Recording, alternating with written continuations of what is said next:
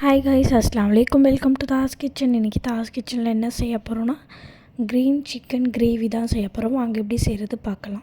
நான் 1 kilo chicken எடுத்திருக்கேன். கருவேப்பிலை, கொத்தமல்லி, புதினா, பச்சை மிளகாய் எடுத்திருக்கேன். அதுக்கப்புறமா இஞ்சி, பூண்டு, பட்டை, லவங்கம், சோம்பு எடுத்திருக்கேன். போட்டு வச்சுருந்த ஸ்பைசஸ்லாம், இந்த புதினா, இந்த மசாலாலாம் போட்டு நான் அரைச்சிட்டு வந்துடுறேன். அரைச்ச உடனே இந்த மாதிரி க்ரீன் கலராக இருக்கும். இப்போ ஒரு பேனில் எண்ணெய் போட்டு நம்ம கழுவி வச்சுருந்த சிக்கன் இதெல்லாமே போட்டு நல்லா மிக்ஸ் பண்ணிக்கலாம். அதுக்கப்புறமா உப்பு போட்டுடலாம். அதுக்கப்புறமா மஞ்சள் தூள். இப்போ பொடியில் இவ்வளோ தான் நம்ம போட போகிறது.